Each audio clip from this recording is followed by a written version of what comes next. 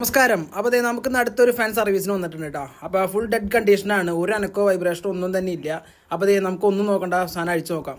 അഴിച്ചു നോക്കിയപ്പോൾ ലീഫുമൊക്കെ ഷാഫ്റ്റുമൊക്കെ നല്ലപോലെ അഴുക്കും അതുപോലെ നൂലൊക്കെ ചുറ്റി പിടിച്ചിട്ടുണ്ടായിരുന്നു. മേ ബി അതായിരിക്കാം പ്രശ്നമായിരുന്നുണ്ടാവുക. അപ്പോൾ ഞാൻ തിരിച്ചു നോക്കിയപ്പോൾ ഷാഫ്റ്റിന് ടൈറ്റ് ഒന്നും ഇല്ല കേട്ടോ. അപ്പോൾ ഇപ്രാവശ്യം ഹെൽപ്പിന് വൈഫും കൂടിയിട്ടുണ്ട് അഴിക്കാനായിട്ട്. അപ്പോൾ ദേ ഞാൻ അഴിച്ചെടുത്ത് കഴിഞ്ഞപ്പോൾ കോയിലൊക്കെ നല്ല ഫ്രഷ് ആയിട്ട് ഇരിക്കുന്നുണ്ട്, ഒരു കത്തി പോയ കേസൊന്നും കാണാനില്ല. അപ്പോൾ ഇനി കോയിലിന് എന്തെങ്കിലും കംപ്ലൈൻറ്റ് ഉണ്ട് അറിയാൻ വേണ്ടി നമ്മുടെ സ്വിച്ചിൻ്റെ സെക്ഷൻ അഴിച്ചിട്ട് നമ്മുടെ കോയിലിൻ്റെ വയറുകൾ പുറത്തേക്ക് എടുത്തിട്ടുണ്ട്. അപ്പോൾ ദേ ഈ മൂന്നെണ്ണം നമ്മുടെ സ്പീഡിൻ്റെയാണ്, നീല കളർ വരുന്നത് നമ്മുടെ ന്യൂട്രലാണ്. അപ്പോൾ സ്പീഡ് ഞാൻ നമ്മുടെ സീരീസ് ലാമ്പ് ഇട്ട് ചെക്ക് ചെയ്തപ്പോൾ സ്പീഡിൻ്റെ കൺട്രോളിൽ യാതൊരു പ്രശ്നങ്ങളൊന്നും കാണിക്കുന്നില്ല, കോയിൽ പ്രശ്നമൊന്നും കാണിക്കുന്നില്ല. ന്യൂട്രൽ തമ്മിൽ നോക്കിയപ്പോൾ അതേ കോയിൽ തമ്മിൽ യാതൊരു കോൺടാക്റ്റും ഇല്ല, അപ്പോൾ റെസ്പോൺസും ഇല്ല.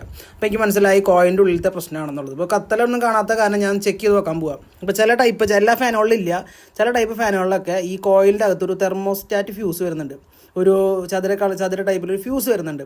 അത് ഫാനിൻ്റെ പ്രൊട്ടക്ഷന് വേണ്ടി വെച്ചേക്കണതാണ്. അപ്പോൾ കോയിലിൻ്റെ ഉള്ളിലാണ് അത് കൊടുക്കുന്നത്. അത് ഈ ഫാൻ ഓവർലോഡ് വരിക അങ്ങനെ സ്റ്റക്കായി നിൽക്കുമ്പോൾ ഒക്കെ കോയിൽ കത്തിപ്പോതിരിക്കാൻ വേണ്ടി കമ്പനി പ്രൊവൈഡ് ചെയ്യുന്നൊരു സംഭവമാണ്. അപ്പോൾ അത് ഈ ഫാനുണ്ട്, ഈ ഇരിക്കുന്നതാണ് മുതൽ കേട്ടോ. അപ്പോൾ ഈ പുള്ളിക്കാരൻ പോയി കഴിഞ്ഞാലും കോയിൽ വൈൻഡിങ് തമ്മിൽ യാതൊരു കണക്ഷനും കാണിക്കില്ല. അപ്പോൾ അത് ന്യൂട്രൽ കണക്ഷനിലാണ് അത് വരുന്നത്. അപ്പോൾ ഞാൻ ആ സാധനം ഊരി എടുത്തിട്ടുണ്ട്. അപ്പോൾ ഇതൊരു റിസ്ക് ഉള്ളൊരു ഓപ്പറേഷനാണ്, സംഭവം സക്സസ് ആകുമെന്ന് ഉറപ്പൊന്നുമില്ല. അപ്പോൾ ഞാൻ കണ്ടിന്യൂറ്റി വെച്ച് നോക്കി ഇതൊക്കെ ഇപ്പോൾ എനിക്ക് മനസ്സിലായി ആ ഫ്യൂസ് പോയിട്ടുണ്ടെന്ന്. അപ്പോൾ ഇത് നമ്മൾ ഒരു പരീക്ഷണാടിസ്ഥാനത്തിൽ ചെയ്യുന്നതാണ്, സർവീസായിട്ട് ചെയ്യുമ്പോൾ നമ്മളത് അങ്ങനെ കൊടുക്കാറില്ല. അപ്പോൾ ഞാൻ ജസ്റ്റ് ഒന്ന് അത് ഷോർട്ട് ചെയ്യാൻ പോവാം. അപ്പോൾ ഫ്യൂസിനെ നമ്മൾ റിമൂവ് ചെയ്തിട്ട് നമ്മൾ കോയിൽ നമ്മൾ ഷോർട്ട് ചെയ്യാൻ പോവാം. അപ്പോൾ എല്ലാ കമ്പനിയും അത് പ്രൊവൈഡ് ചെയ്യുന്നില്ല, ചില കമ്പനി മാത്രമേ പ്രൊവൈഡ് ചെയ്യുന്നുള്ളൂ. അപ്പോൾ ഇതില്ലാന്ന് വെച്ചിട്ട് വേറെ കംപ്ലയിൻസ് ഒന്നും കാര്യങ്ങളൊന്നും ഇല്ല. അപ്പോൾ നമ്മളിത് ആ കണക്ഷൻ നമ്മൾ ഷോർട്ട് ചെയ്തിട്ടുണ്ട്.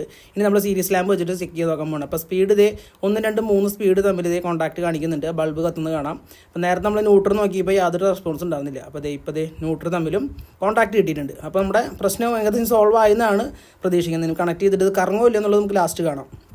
അപ്പോൾ നമ്മൾ ഷോർട്ട് ചെയ്ത ഭാഗം നമ്മളിത് ഹോട്ട് ട്യൂബ് വെച്ചിട്ട് നല്ല രീതിയിൽ ഇൻസുലേഷൻ ചെയ്തിട്ടുണ്ട്. ഇൻസുലേഷൻ ടേപ്പ് ഒരിക്കലും ചെയ്യരുത്, കാരണം ചൂടാവുന്ന സമയത്ത് ഇൻസുലേഷൻ ടേപ്പ് ഉരുക്കി പോകും. ഹോട്ട് ട്യൂബോ അല്ലെങ്കിൽ ടെമ്പറേച്ചർ കൺട്രോൾ ചെയ്യുന്ന ട്യൂബുകൾ യൂസ് ചെയ്യാൻ പാടുള്ളൂ, കാരണം ഫാൻ ചൂടാവുന്ന സമയത്ത് പ്രശ്നം വരും. അപ്പോൾ നമ്മളിത് അത് കോയിൽ പഴയ പോലെ തന്നെ ഇതെല്ലാം ഭംഗിയായിട്ട് സെറ്റാക്കി വെച്ചിട്ടുണ്ട്. ഇതിൻ്റെ പ്രശ്നം വെച്ചാൽ നമ്മളിങ്ങനെ ചെയ്യുമ്പോൾ ഇതിൻ്റെ വൈൻഡിങ്ങിൻ്റെ കോയിൽ പൊട്ടി പോകാൻ ചാൻസ് കൂടുതലാണ്, കാരണം നമ്മൾ പിച്ചിക്ക് ആകെ പൊളിച്ചെടുക്കുന്ന സമയത്ത് ഇത് കട്ടായി പോകാൻ ചാൻസ് കൂടുതലാണ്. അതുകൊണ്ട് തന്നെ ഇത് പരീക്ഷാടിസ്ഥാനത്തിൽ നമ്മൾ ചെയ്യാൻ പാടുള്ളൂ, റിസ്ക് ഉണ്ട് ഇതിനകത്ത് ചെയ്യുമ്പോൾ. അപ്പോൾ നമ്മളിത് എല്ലാം സെറ്റപ്പ് ആക്കി ഫാൻ ടൈറ്റ് ചെയ്തിട്ടുണ്ട്.